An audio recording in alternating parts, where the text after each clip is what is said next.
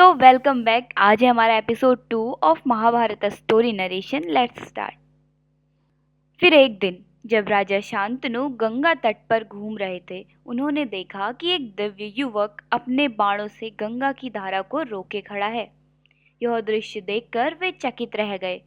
तभी वहां देवी गंगा प्रकट हुई और उन्होंने उस युवक का परिचय कराते हुए कहा, हे राजन, यह आपका 8वां पुत्र देवव्रत है। इसने महर्षि वशिष्ठ से वेदों का, देवगुरु बृहस्पति से राजनीति और शास्त्रों का तथा भगवान परशुराम से अस्त्र शस्त्रों का संपूर्ण ज्ञान प्राप्त किया है। यह धनुर्विद्या में अर्जुन के समान और पराक्रम में इंद्र के समान है। अब यह एक योग्य राजकुमार बन चुका है। इसे स्वीकार करें और हस्तिनापुर ले जाएं। इतने वर्षों बाद अपने पुत्र को अपने सामने देखकर राजा शांतनु की आंखों से अविरल अश्रुधारा बह निकली। उन्होंने देवव्रत को गले से लगा लिया, जैसे उनका खोया हुआ आनंद लौट आया हो। वे देवव्रत को बड़े ही धूमधाम से हस्तिनापुर ले आए और उसे युवराज घोषित कर दिया। देवव्रत अपनी योग्यता, वीरता और विनम्रता से शीघ्र ही प्रजा के प्रिय बन गए। उन्होंने राजकाज को इतनी कुशलता से संभाला कि राजा शांतनु को फिर से अपना जीवन सुखी लगने लगा। उन्हें लगा कि अब उनके जीवन के सारे दुख समाप्त हो गए हैं, किंतु वे नहीं जानते थे कि नियति ने उनके और उनके इस महान पुत्र देवव्रत के लिए एक ऐसी भीषण परीक्षा तैयार कर रखी थी जो इतिहास में हमेशा के लिए अमर हो जाने वाली थी। युवराज देवव्रत के कुशल शासन में हस्तिनापुर का राज्य दिन प्रतिदिन उन्नति कर रहा था। राजा शांतनु अब राजकाज की चिंता से लगभग मुक्त हो चुके थे और उनका अधिकांश समय अपने प्रताप पुत्र के साथ बीतता था। वर्षों तक जिस सुख के लिए वे तरसे थे, वह अब उन्हें प्राप्त हो चुका था। उन्हें लगता था कि जीवन में अब कोई अभिलाषा शेष नहीं रही। इसी सुख और शांति के दिनों में एक दिन राजा शांतनु यमुना नदी के तट पर आखेट के लिए गए। वसंत ऋतु थी और प्रकृति अपने पूर्ण रूप पर थी। चारों ओर खिले पुष्पों की सुगंध फैली हुई थी। तभी हवा के एक झोंके के साथ एक ऐसी दिव्य और मनमोहक सुगंध आई जिसने राजा को अपनी ओर खींच लिया। वे उस सुगंध के स्रोत को खोजते हुए आगे बढ़े और उनकी दृष्टि यमुना के किनारे नाव चलाती एक युवती पर पड़ी। वह कोई साधारण युवती नहीं थी।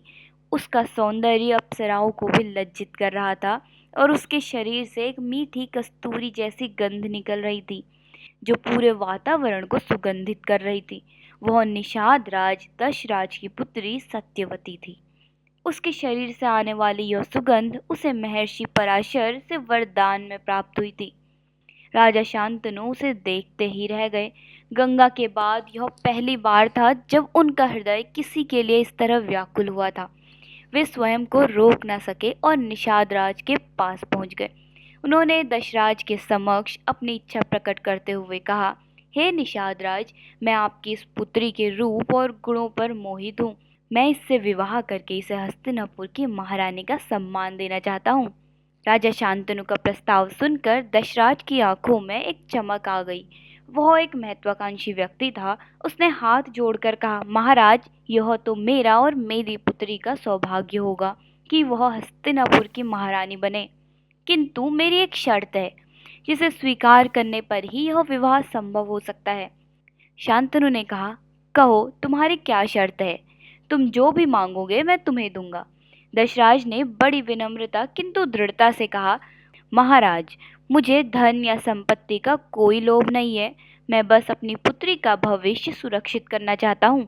मैं चाहता हूँ कि आप मुझे वचन दें कि मेरी पुत्री सत्यवती से उत्पन्न होने वाला पुत्र ही आपके बाद हस्तिनापुर का राजा बनेगा। यह शर्त सुनते ही राजा शांतनु पर मानो बिजली गिर पड़ी। वे सन्न रह गए। वे दशराज को क्या उत्तर देते? हस्तिनापुर के सिंहासन पर युवराज देवव्रत का अधिकार था, जो न केवल उनका ज्येष्ठ पुत्र था बल्कि हर प्रकार से राज्य का उत्तराधिकारी बनने के योग्य भी था। अपने प्रिय पुत्र देवव्रत के साथ ऐसा घोर अन्याय करने की वे कल्पना भी नहीं कर सकते थे। उन्होंने दशराज को समझाने का बहुत प्रयास किया, किंतु वह अपनी शर्त पर अड़ा रहा। अंत में निराश और टूटे हुए हृदय से राजा शांतनु हस्तिनापुर के महल में लौट आए। उस दिन के बाद से राजा की हंसी जैसे कहीं खो गई। वे हर समय उदास और चिंतित रहने लगे। उनका शरीर दिन प्रतिदिन क्षीण होता जा रहा था। वे किसी से बात नहीं करते, बस एकांत में यमुना की दिशा में देखते रहते। पिता की यह दशा देवव्रत से देखी नहीं गई। उन्होंने राजा से उनकी चिंता का कारण पूछने का बहुत प्रयास किया, पर शांतनु ने कुछ भी बताने से इनकार कर दिया। तब देवव्रत ने अपने पिता के सारथी से एकांत में बात की और उससे पूरी घटना जान ली।